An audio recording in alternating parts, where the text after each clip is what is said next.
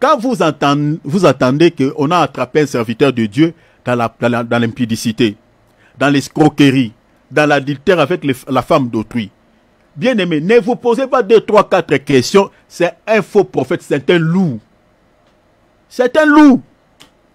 Donc, vous n'avez pas besoin de prier. Bien aimé, Dieu ne... Est-ce que vous avez déjà entendu dans la Bible, parmi les 12 apôtres de Jésus, on avait attrapé même un apôtre. Un seul, je ne dis pas deux. Un seul apôtre où on a attrapé un apôtre de Jésus dans l'impudicité ou dans l'adultère. Est-ce que vous avez entendu ça dans la Bible? Ou un apôtre de Jésus-Christ dans l'escroquerie? Il n'y en a pas. Il n'y en a pas. Mais comment se fait-il qu'aujourd'hui, on retrouve certains soi-disant serviteurs de Dieu dans l'impudicité, dans l'adultère, voilà, dans l'escroquerie, dans des histoires, mes bien-aimés, qui scandalisent les enfants de Dieu?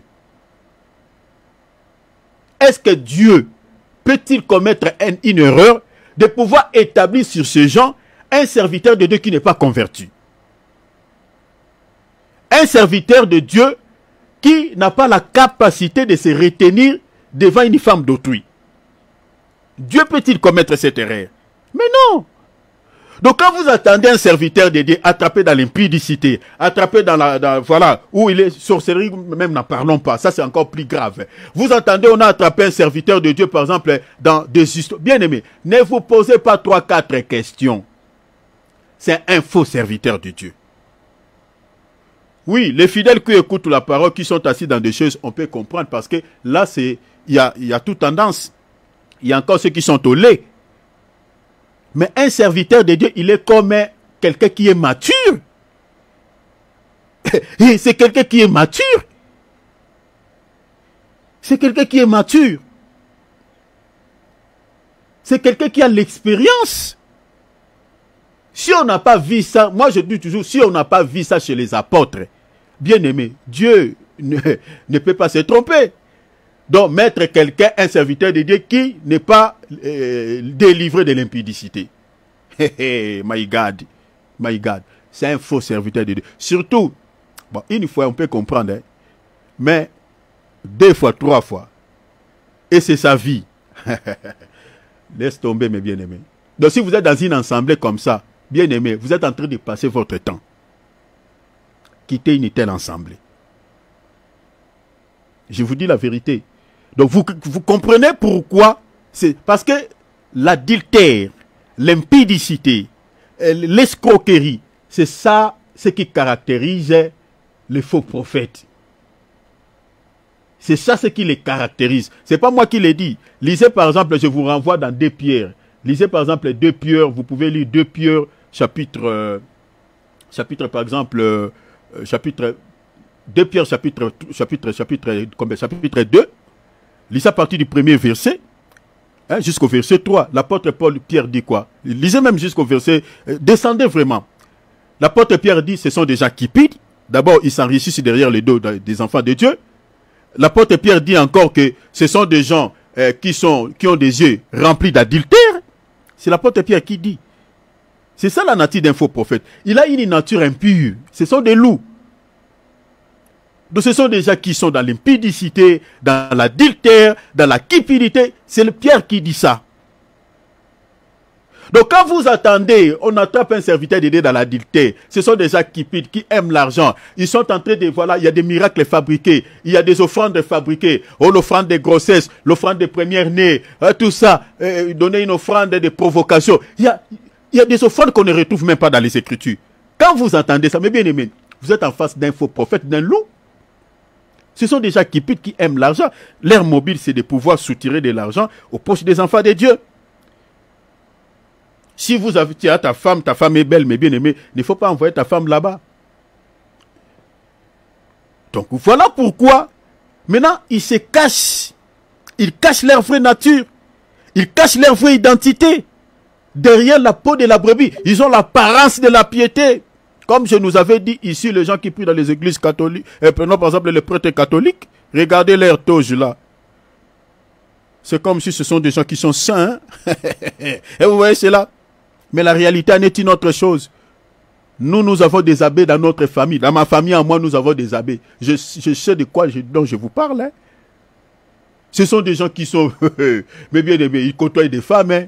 Ils sont dans l'impudicité, ils sont comme ça.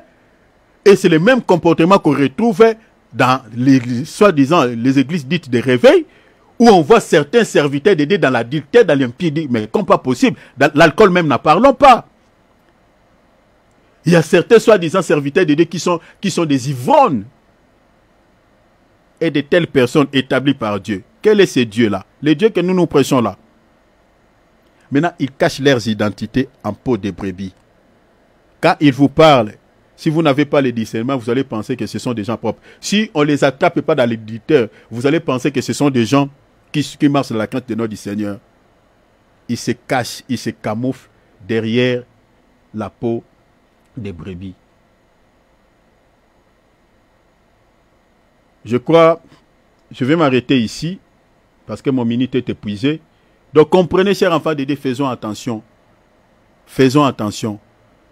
Vous savez, il y a un homme dans la Bible, pour pouvoir tromper son père et récupérer la bénédiction de son frère, il s'est servi de la peau de l'animal. Vous connaissez cet homme, non? C'est Jacob.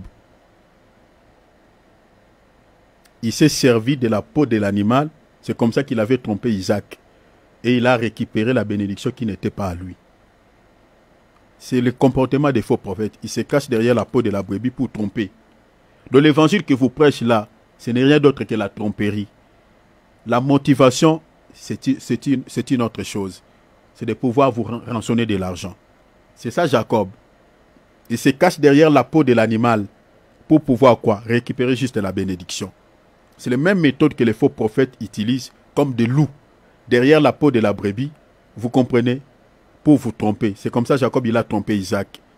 Isaac il a dit à Esaü, il dit, ton frère est venu ici avec la rise. Il m'a trompé. Et je lui ai donné ta bénédiction. Donc la peau de la brebis, c'est la tromperie. C'est le déguisement des faux prophètes. Et la motivation, c'est quoi? C'est récupérer votre bénédiction, récupérer votre richesse. Faisons attention, chers enfants de Dieu. Si vous êtes dans une assemblée où vous voyez que les serviteurs de Dieu là ne vous prêchent pas un évangile qui cible l'âme, il y a probabilité que vous soyez devant un faux prophète. Alors, je crois qu'il y a beaucoup de choses que je n'ai pas dit ici. Donc, je laisse ça, parce qu'il y a beaucoup de choses à dire, mais je laisse ça, je mets un point virgule ici. Je crois que si le Seigneur permet, on reviendra pour parler d'autres choses. Mais la semaine prochaine, on touchera sur la 5e catégorie des faux prophètes pour que nous puissions quand même avancer. Sinon, acclamons la parole, acclamons la parole, acclamons la parole. Alors, on va prier. On va prier le Seigneur. On va prier. Nous allons prier le Seigneur. Nous allons demander à Jésus. Nous allons demander à Jésus que le Seigneur nous préserve des faux prophètes. Bien-aimés, ils sont plus nombreux. Je vous dis qu'ils sont plus nombreux que les vrais prophètes. Je ne vous mens pas, je suis votre frère. Moi ici, je ne vous demande rien comme argent. Je ne vous demande rien. Le souci, la motivation, ce qui me motive à faire ce genre de programme, c'est que vous ouvrez les yeux et que vous puissiez, au fait, ne jouez pas avec votre sali.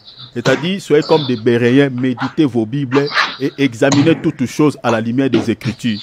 Si on vous dit des choses qui ne se justifient pas dans votre assemblée, on vous dit des choses qui ne se justifient pas aux Saintes Écritures, ne prenez pas cela comme des pilules, n'avalez pas, rejetez, soyez comme des Béréens. Vous voyez, ne permet pas à une personne, à un soi-disant serviteur de Dieu, de jouer avec votre salut. Jésus a payé le prix, un grand prix, la Bible dit, un grand prix pour sauver votre vie. Donc ne joue pas avec ton salut, s'il vous plaît. Donc prie le Seigneur, demande à Jésus que le Seigneur puisse t'aider à comprendre ces gens. Et que le Seigneur te donne envie de méditer sa parole et de la comprendre. Parce qu'il n'y a pas de plus grande chose que ton salut, que la vie éternelle. Si tu la perds, bien-aimé, tu es le plus malheureux de tous les hommes de la terre. Alors prie le Seigneur que le Seigneur